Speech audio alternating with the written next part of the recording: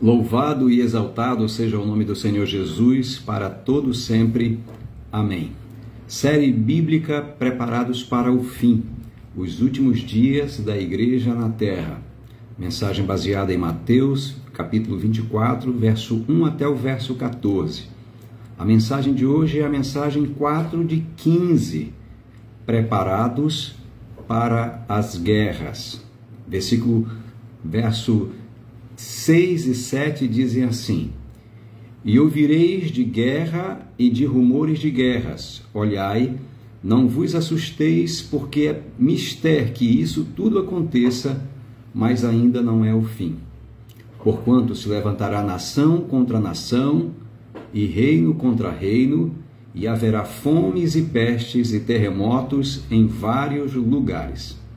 Desde já eu quero agradecer a Deus o privilégio de poder compartilhar uma porção da palavra dele com os irmãos. Quero agradecer os irmãos por estarem assistindo. Algumas pessoas estão acompanhando desde a primeira mensagem. São 15 mensagens, eu estou agora na quarta mensagem, a mensagem de hoje. E eu tenho pedido aos irmãos que não se preocupem com like, não se preocupem com comentários. Eu quero que vocês se preocupem em ouvir a palavra de Deus. Não deixe que nada tire a sua atenção. Vamos ouvir um pouco da palavra de Deus, alimentar os nossos corações, nos preparar para o que vem, o que está chegando para perto de nós, tá bom? Então eu quero agradecer aos irmãos por isso. A mensagem de ontem foi a mensagem Preparados para os Falsos Cristos.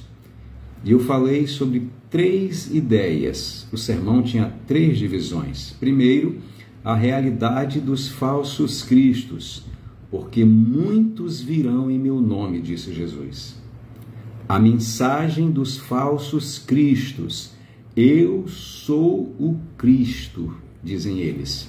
E o propósito dos falsos cristos, Jesus disse, e enganarão a muitos. Eu terminei a mensagem exatamente com essa linha de raciocínio. Hoje, para não perder o foco, eu quero lembrar os irmãos que a razão pela qual o Senhor Jesus passou a mostrar os sinais que antecedem a sua vinda e o fim do mundo, e também a destruição de Jerusalém, foi porque os discípulos se gabaram do templo de Jerusalém e o Senhor Jesus disse que não iria sobrar ali pedra sobre pedra que não seria derrubada. Depois, no Monte das Oliveiras, eles perguntaram do Senhor Jesus: dize-nos quando serão essas coisas e que sinal haverá da tua vinda e do fim do mundo.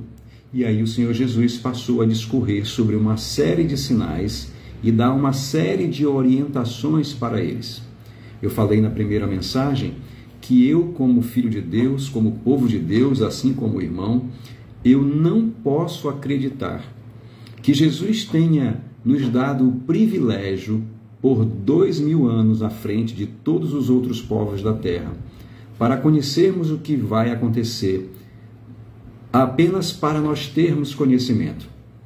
Eu entendo que a razão pela qual ele antecipou o tempo e fez profecias é para que nós estivéssemos preparados. É por isso que o título dessa série bíblica é Preparados para o Fim. E todas as mensagens tratam sobre preparo, preparados para o fim. A mensagem de hoje fala sobre o segundo sinal. O primeiro sinal foram os falsos cristos. E logo depois de falar sobre os falsos cristos, ele disse: e ouvireis falar de guerras e de rumores de guerras. Se enfrentar os falsos cristos requer cautela e conhecimento bíblico, enfrentar as guerras exige fé e coragem. E hoje eu quero antecipar as divisões para vocês, para que vocês já saibam o que é que vai ser tratado. As 3 lições importantes de hoje são a veracidade, a necessidade e a temporalidade das guerras. E é por esse caminho, é essa linha de raciocínio que nós vamos seguir a partir de agora. A primeira lição é a veracidade das guerras. O Senhor Jesus disse: e ouvireis falar de guerras e de rumores de guerras. Depois ele disse: porquanto se levantará nação contra nação e reino contra reino. A versão revista e atualizada diz: e certamente ouvireis falar de guerras e de rumores de guerras. Percebam como o Senhor Jesus nos mostrou uma visão muito ampla da vida humana, da história humana. A história humana vai ser escrita de muitas maneiras e descrita e narrada de muitas maneiras. E uma dessas maneiras é através do sangue derramado em guerras. Isso é importante. Eu sei que muita gente acredita que as profecias de Mateus 24, de 1 a 14, já se cumpriram na destruição de Jerusalém. E eu respeito a opinião de quem pensa assim. Mas é verdade que até o ano 70, muitas guerras aconteceram. Mas depois da destruição de Jerusalém, continuamos a ouvir e a estudar sobre guerras e rumores de guerras. Então, particularmente, eu não posso acreditar que os falsos cristos e guerras e rumores de guerras eram apenas sinais da destruição de Jerusalém. Porque após a destruição de Jerusalém, a destruição do templo, ainda e principalmente vieram falsos cristos e ainda e principalmente continuamos ouvindo de guerras e de rumores de guerras. É interessante, irmãos, que quando o Senhor Jesus vai falar sobre a guerra, é incrível como ele coloca uma amplidão, uma amplitude. Vocês vão ouvir de guerras. Já coloca aí no plural, guerras e rumores de guerras. Eu sei que para os primeiros discípulos, ao ouvirem isso, visto que guerra fazia parte do cotidiano deles, da história da nação israelita, eles têm uma história, um povo forjado na fé em Deus, na lei de Deus e com a espada na mão, lutando pela sua liberdade. Eu sei que ouvir tal palavra deve ter trazido um sentimento de tristeza, de angústia, de dor e, por que não dizer, de medo no coração dos discípulos. Guerras, o Senhor Jesus disse. O Senhor Jesus poderia dourar a pílula. Ele poderia fazer como alguns pastores, como alguns pregadores, alguns coaches fazem. Eles contam só o lado bom da história. Eles falam apenas sobre as vitórias, sobre as conquistas, que você vai prosperar cada vez mais. Mas não foi o que o Senhor Jesus disse. Ele disse: vai ter guerras. A minha igreja, os meus discípulos, o meu povo vai ter que enfrentar períodos de guerras. E foi assim desde o início da história. Você vai aqui dar uma olhada na história e quando você começa a olhar os saldos de morte das guerras, e eu vou citar aqui apenas 3 delas, que são 3 muito importantes. Não vou falar ainda sobre as guerras anteriores a essas, mas as guerras de grande impacto na história da humanidade. Por exemplo, a Primeira Guerra Mundial, que começou em 1914 e foi até 1918, trouxe um saldo aproximado entre 15 a 20 milhões de mortos. A Segunda Guerra Mundial, que começou em 1937 e foi até 1945, trouxe um saldo de 20 milhões de mortos. A Segunda Guerra Sino-Japonesa, que também começou em 1937 a 1945, a Segunda Guerra trouxe 60 a 70 milhões de mortos. 60 a 70 milhões de mortos. Foi a Guerra Sino-Japonesa que trouxe 20 milhões de mortes como saldo. Em nossos dias, nós temos ouvido ainda falar de guerras e de rumores de guerras. Todos os dias, quando você abre a televisão, quando você acessa o seu celular pela internet, você ouve falar de guerras e rumores de guerras. E para vocês terem uma ideia, no momento agora em que estamos conversando, Rússia e Ucrânia estão em guerra. E eu sei que muita gente, às vezes, não tem noção da gravidade da guerra da Rússia com a Ucrânia e da Ucrânia com a Rússia, mas isso está trazendo consequências terríveis para a humanidade. Por exemplo, Rússia e Ucrânia são líderes de produção de grãos, de fertilizantes, de petróleo, são as commodities chamadas, e isso tem atrapalhado muito o mundo. Também é importante nós nos lembrarmos da constante guerra chamada de Guerra Santa no Oriente. O povo de Israel, assim como o povo árabe, não tem sossego. Eles estão em guerra constante, guerra religiosa, guerra civil, guerra militar, aquela situação toda que você já conhece há muito tempo. É importante nós nos lembrarmos também que nesse momento está tendo uma guerra interna no Sudão, país da África. Estamos ouvindo sobre rumores diariamente, praticamente, sobre esses rumores de guerra entre os Estados Unidos e a China. Só de pensar numa guerra entre os Estados Unidos e seus aliados e a China com os seus aliados, por certo que já podemos descrever a Terceira Guerra Mundial no aspecto militar. Eu estou falando apenas no aspecto militar. Porque muitos analistas dizem que a Terceira Guerra Mundial, na verdade, ela já começou. Só que, ao invés de olharmos para o saldo de mortos através de tiros, de bombas, nós precisaríamos olhar que as guerras de hoje são guerras modernas. Elas são guerras tecnológicas. Elas são guerras biológicas e são guerras financeiras. Todas as vezes que dois países ou duas nações, dois reinos se confrontam, de imediato a ONU, de imediato os outros países que fazem parte da aliança já fazem sanções econômicas.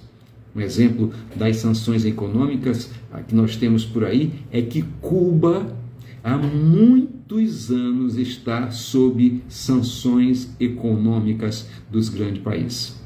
Não estou falando bem ou mal de Cuba, eu estou apenas citando que as sanções econômicas são formas de guerrear.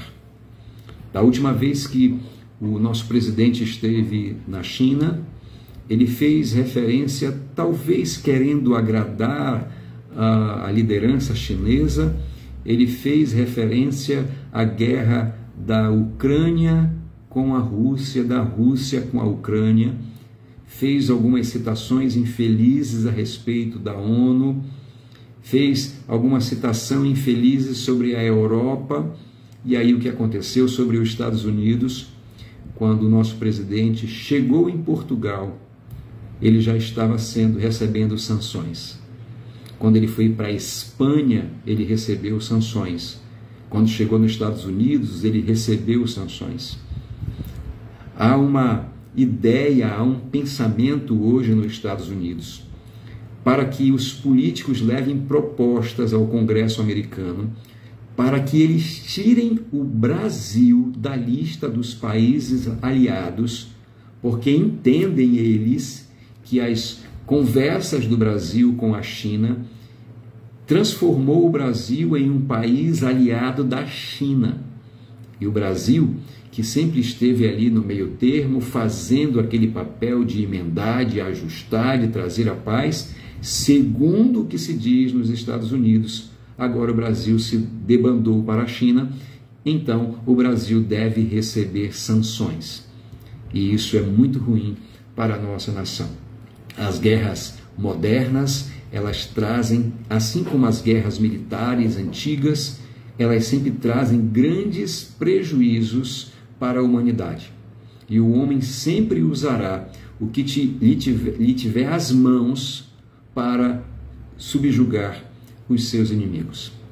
Não é difícil você encontrar no meio das guerras crianças, mulheres, refugiados que estão aí desesperados, sem ter aonde morar, sem ter o que comer, sem ter o que vestir, como resultado de guerras. São pais que ficam sem filhos, filhos que ficam sem pais, tudo por causa desse sentimento de guerras. As guerras são realidades bíblicas, são veracidades, são verdadeiras, acontecem realmente e sempre causaram e sempre causarão grande dano para a humanidade. Além da veracidade das guerras, que todos nós sabemos, nós estudamos isso na escola, é preciso levar em consideração a necessidade das guerras. O Senhor Jesus disse que essas guerras, elas iriam acontecer não apenas guerras e rumores de guerras, mas reinos se levantando contra reinos. E o Senhor Jesus disse, porque é necessário que tudo isso aconteça. É interessante esse pensamento, ouvir da boca do Senhor Jesus, ler nas Escrituras, o Senhor Jesus dizendo que as guerras são necessárias. E aí eu fiquei pensando, aonde encontrar necessidade para a guerra? Qual a razão de Jesus ter falado que é preciso, muitas vezes, se ter guerra e se lutar? Eu encontrei alguns motivos, alguns fatores que podem argumentar, podem nos ajudar nessa argumentação. Por exemplo, as guerras, elas nos ajudam no cumprimento de profecias. Vocês lembram de Daniel, capítulo 7? Quando Nabucodonosor vai ter um sonho, ele vê uma estátua, e essa estátua, ela tem a cabeça de ouro, tem o peitoral de prata, tem o quadril de bronze, tem as pernas de ferro e tem parte dos pés de ferro e de barro. É citado reinos que iriam se levantar: o reino babilônico, o reino medo-persa, o reino grego, o reino romano e depois o Império Romano quebrado e iria continuar no poder por mais algum tempo. Isso cumpre profecias. Deus se utilizou, por exemplo, chamou Nabucodonosor de meu servo. Então Deus, dentro do contexto da maldade humana, muitas vezes para conter um reino, para conter a maldade de um rei, ele levanta ou ele permite que uma outra nação guerreie contra esse reino para tirá-lo do poder. Ou, muitas vezes, para disciplinar o seu povo, como é a história do próprio povo de Israel, Deus levantando Nabucodonosor, assim como depois levantou Ciro para tirar o povo de Israel da Babilônia. É sempre importante nós olharmos para isso. Guerras militares acontecem, lutas pela preservação da própria vida. Eu não sei se vocês lembram das guerras de Moisés e de Josué. Eles saem do Egito e agora eles precisam enfrentar os amalequitas. Eles não querem guerrear com ninguém. Eles não querem guerra. Eles passaram 400 anos escravizados no Egito. Eles só querem um lugar para descansar e para adorar a Deus. Mas os amalequitas começam a atacá-los pelas costas e começam a matar os velhos e os enfermos. E Deus ficou muito irado com os amalequitas e mandou que Moisés se preparasse com Josué e desse cabo dos amalequitas. As guerras, muitas vezes, elas são formas da preservação da vida, do direito à defesa, do direito justo, divino, legal, de você preservar a sua vida. A legítima defesa, como conhecemos. Também nós temos aquelas guerras do sonho de Nabucodonosor e as guerras de Moisés, né? Nós encontramos, de Daniel recitando aqueles animais, aquele animal todo diferente, para mostrar que os reinos iriam se levantar. Existem guerras, não apenas guerras que são guerras militares, guerras entre reinos contra reinos, guerras entre nação contra nação, mas essas guerras que acontecem de nação contra nação, de reino contra reino, também são resultado de guerras internas dos homens, por causa do pecado do homem, por causa da maldade, por causa da ganância, por essa eterna insatisfação com o que tem. Eu lembro-me que o meu pastor Lindo Catanhede de Almeida, dizia que o problema não é não ter, o problema é não ter e o outro ter. É aí que começa a cobiça, é aí que começa a ganância, é aí que começam os projetos para se destruir a vida dos outros. Essas guerras internas, elas são descritas em Gálatas capítulo 5, 17, diz assim: porque a carne cobiça contra o espírito e o espírito contra a carne, e estes opõem-se um ao outro para que não façais o que quereis. A natureza humana sempre querendo ter a primazia. Pela graça de Deus, nós temos o Espírito Santo, que nos ajuda a vencer essa natureza velha que sempre quer destruir, conquistar e cobiçar aquilo que é do outro. A Bíblia também faz referência a guerras que são puramente espirituais. Como o apóstolo Paulo escreveu em Efésios 12, porque não temos que lutar contra carne e sangue, mas sim contra os principados, contra as potestades, contra os príncipes das trevas deste século, contra as hostes espirituais da maldade nos lugares celestiais. Muitas vezes, como é citado por Isaías, reis eram instrumentos de Satanás, instrumentos do mal, do reino das trevas, e eles precisavam ser combatidos. No livro de Isaías, há lamento sobre o rei de Tiro, que também é usado paralelamente como um lamento sobre a queda de Satanás. Para vocês terem uma ideia, tem situações de Daniel orando e demônios virem combater o anjo que, segundo as Escrituras, foi para ouvir o lamento de Daniel. Guerras espirituais. E essas guerras espirituais acabam se descrevendo ou se deslocando para a vida da humanidade, para os homens. Assim como tem pessoas que são instrumentos de Deus para levar as coisas boas para os homens, existem outros homens que são instrumentos de Satanás para a destruição. A terceira lição dessa noite fala sobre a temporalidade das guerras. Se no primeiro momento é verídico, é verdade que nós temos guerras, que nós ouvimos de guerras e que nós teremos guerras, e que a guerra é uma necessidade segundo Jesus, porque é necessário para o cumprimento das profecias, é necessário para o direito da legítima defesa, é necessário para que o mal dentro de nós seja vencido, é necessário para que o mal fora de nós seja vencido. Também é importante nós lembrarmos que as guerras são temporais. E aí eu quero falar sobre a temporalidade das guerras. Você pode imaginar os discípulos de Jesus ouvindo sobre guerras, sobre rumores de guerras. Eles poderiam dizer: não basta tantas guerras que nós já passamos, ainda vamos ter que enfrentar mais guerras. E o Senhor Jesus disse: muito mais.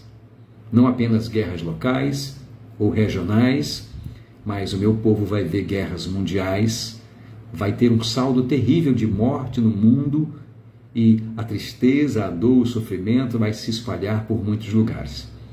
Mas essas guerras, elas têm hora para começar e hora para terminar. E foi aí que o Senhor Jesus disse: vede, não vos assusteis, ainda não é o fim. Porque eles entendiam o seguinte: se vai acontecer algo que tem o poder e a capacidade de destruir Jerusalém mais uma vez, de destruir a casa de Deus outra vez. Eles acreditavam que aquilo era o fim do mundo. É como se o Senhor Jesus estivesse dizendo para eles: lembrem da história de vocês. Quantas vezes vocês já passaram por guerras? Quantas vezes vocês foram ameaçados? Quantas vezes o mal coagiu vocês e os ameaçou de morte, de destruição, de aniquilamento? Mas até hoje vocês estão aqui. É a mesma coisa que vai acontecer com a minha igreja. Vocês vão ouvir falar de guerras que começam, guerras que terminam, reinos que começam, reinos que terminam, nações que começam, nações que terminam, mas o controle de tudo isso não está nas mãos dos próprios homens, está em minhas mãos. As nações forjam as suas armas, os seus cavalos, os seus carros, mas é Deus que permite o início e o fim de todas as guerras. É importante nós nos lembrarmos que mesmo dentro do povo de Israel, a história das guerras é muito importante. Eles tinham heróis de guerras, e eu vou citar aqui apenas 3, Sansão, Josué e Davi. Eles lutaram pela sua nação, lutaram pelo seu povo. Mas nunca podemos esquecer que as guerras, elas sempre revelam a ganância e a finitude dos reinos humanos.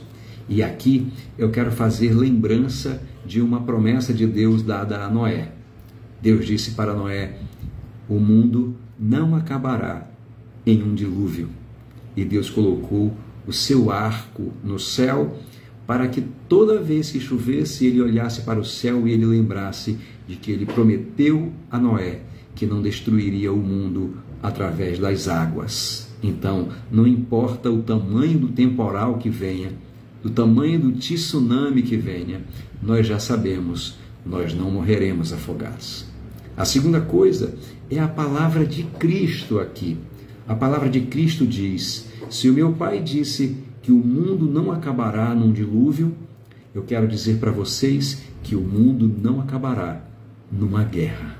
E isso é legal, porque mostra a soberania de Deus. O Senhor Jesus disse: ainda não é o fim. Não se preocupem. Vai ter uma guerra mundial. Vai ter uma guerra mundial, mas ela vai ter o fim dela também.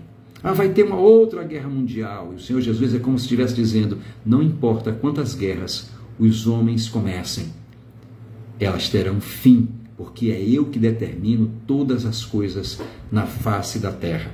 E aqui vem uma palavra que é uma palavra que serve de consolo para nós. O controle do universo não está nas mãos de quem tem mais bomba atômica, quem tem maior e melhor tecnologia, quem tem mais dinheiro. O controle do universo continua nas mãos de Deus. No meio do caos, falando sobre guerras, rumores de guerras, de reinos contra reinos, Jesus vem e traz uma palavra de conforto. Não vos assusteis, não fiquem com medo. E essa palavra, não vos assusteis, ela é muito importante. Não fiquem com medo, porque ela nos faz relembrar e nos chama a atenção para que compreendamos o papel escatológico da igreja. É interessante. Sempre que tratamos sobre as coisas do fim, ou quando falamos sobre guerras, rumores de guerras, nós sempre achamos que o domínio do fim do mundo está nas mãos dos homens. Mas não é assim que as Escrituras nos ensinam. O fim não virá por uma catástrofe natural, não virá pela colisão de um meteoro com o planeta e nem pela ação de um homem através de uma bomba nuclear. Sabe quando é que o fim virá? Segundo as Escrituras, a igreja, nós, o povo de Deus, somos os agentes do fim. Deus determinou o fim através do cumprimento de uma missão que ele deu à igreja. Em Mateus 24, 14, versículo que eu vou tratar lá na frente, o Senhor Jesus disse: e este evangelho do reino será pregado em testemunho a todas as nações, então virá o fim. Olha só, e ouvireis falar de guerras, de rumores de guerras, nação contra nação, reino contra reino. Não fiquem atemorizados, porque ainda não é o fim.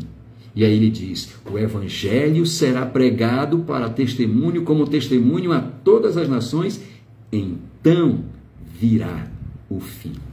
O fim está condicionado, segundo o evangelho de Mateus, Marcos e Lucas, ao testemunho que a igreja precisa dar no mundo. Nós somos agentes do fim. Então, nós não precisamos ficar com medo. Nós não precisamos ficar atemorizados. Nós não precisamos ficar preocupados se vai o mundo acabar amanhã ou não, porque Rússia e Estados Unidos vão explodir tudo. Não. Tudo será destruído. O mundo caminhará para o seu final assim que a igreja cumprir o seu papel escatológico, que é a pregação do Evangelho. Eu quero concluir a mensagem desta noite não com uma palavra de guerra, mas com as palavras de Jesus Cristo, nosso Senhor e Salvador, que deve nos trazer muita paz. Ele disse assim: não se turbe o vosso coração. Credes em Deus, credes também em mim. Essa palavra turbar, ela é uma palavra tirada da vida marítima. Turba é o efeito que o vento causa nas águas do mar. Quando não tem vento, não tem ondas. Quando tem vento forte, as ondas ficam agitadas, o mar fica agitado. O que o Senhor Jesus está querendo dizer é o seguinte: não permita que ações externas agite o seu coração. Quando você ouvir falar de guerra, de rumores de guerra, de nação, de reinos, não permita que essas notícias tire a paz do seu coração. Continue confiando em Deus. Continue evangelizando as pessoas. Continue fazendo o seu papel como cristão na terra. Continue lendo as Escrituras e falando com o seu Deus diariamente. Não deixe que essas notícias venham paralisar você e tirar você do foco, que é adorar a Deus. A segunda palavra que eu trago a respeito de Cristo é essa palavra. No mundo de guerra, de rumores de guerras, de nação contra nação, de reino contra reino, o Senhor Jesus diz: deixo-vos a paz. A minha paz vos dou. Não vou-la dou como o mundo a dá. Não se turbe o vosso coração, nem se atemorize. Olha que coisa linda que ele tem. Nós temos paz. A paz que não é a ausência de guerras ou a ausência de conflitos, mas é a paz que expressa a nossa comunhão, a nossa fé e a nossa dependência no nosso Deus. É a certeza que nós temos que, independentemente do que aconteça com esse mundo, o nosso nome já está escrito no céu. Uma pedrinha está reservada e um novo nome nos será dado. Nós iremos andar nas ruas de ouro e de cristal e adoraremos a Deus pelos séculos dos séculos. Enquanto muita gente está desesperada, preocupada com o que vai acontecer no mundo, o Senhor Jesus nos diz: eu dou um presente para vocês. E eu deixo esse presente como uma herança. Deixo-vos a paz. E é assim que eu quero me despedir com você nessa noite. Fique na paz. Durma em paz. Louvado e exaltado seja o nome do Senhor Jesus. Amém.